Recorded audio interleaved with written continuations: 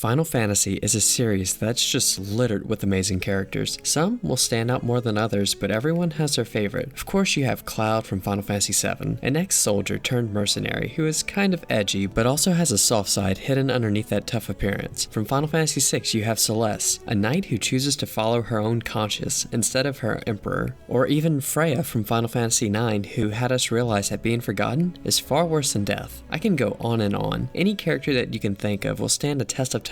Even the antagonists have been memorable, and there's something we can all either love or hate about them. All these great characters throughout the series, but when we're talking about the best character to ever live, there is no one who fits that description more than the most beloved character from Final Fantasy VII, Johnny.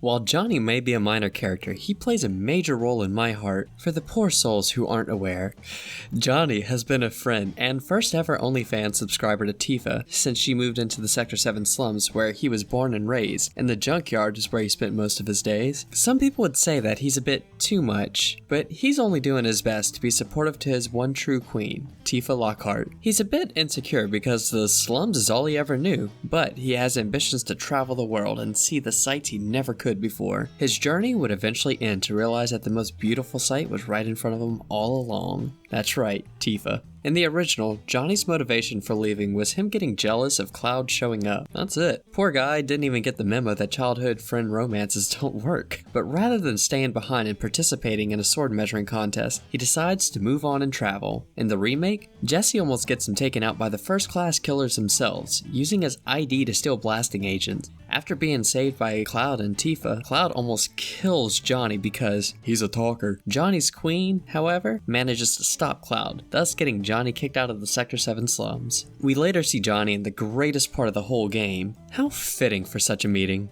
To explain further why Johnny is so great, he makes Eris go to Aerith, and she asks about him, clearly infatuated with who she just met. A man proclaiming such loyalty to his queen and willing to go to any length, and I mean any length, just to make sure that she's safe. A jealous Cloud just kinda dodges the question, but our man Johnny, he was on his way to find Tifa no matter what. Later, he pieces together that Tifa is at the Dawn's mansion. Knowing what he needs to do, our hero sets out on a quest to gain the approval of the trio. Aerith growing more infatuated by the second and impressed with Johnny's sharp wit. Johnny may have failed each of the tasks he set out to do, but as they say, success is built on failures. One of his failures during these trials perhaps is the most admirable, and it might just remind you of someone. Johnny took on the Colosseum fight for Tifa's honor. Sure, he lost, but I have respect for someone who knows they are out of their league, but still risked it all anyway. Kinda reminds me of a certain gentleman who lost a battle fighting for a lady. In case you can't recall, his name was Jonathan Joestar. Now, if we follow that trail further, what's our boy's name again? Johnny. And as far as I checked, he has no known last name. Well, today, I reveal his last name to you. It's Joestar. That's right, Johnny is a JoJo. The evidence was right in front of us all along. Anyway, so while Johnny did fail, he was able to help Cloud out a great deal by showing him around Wall Market. Why does such a wholesome man like Johnny know so much about the city of debauchery? How about you stop asking so many questions? Sheesh. So after Johnny's heroic actions of leading Cloud and Aerith on the path to getting Tifa out of that mansion, the last time we see Johnny in the remake is for him to make one more JoJo reference. Cloud and company thought that Johnny got his wallet stolen, but the truth is, there actually was no crime,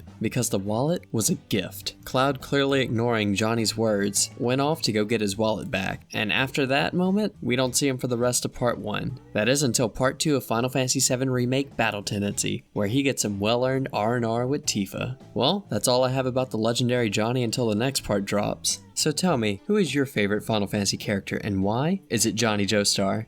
You have a good one.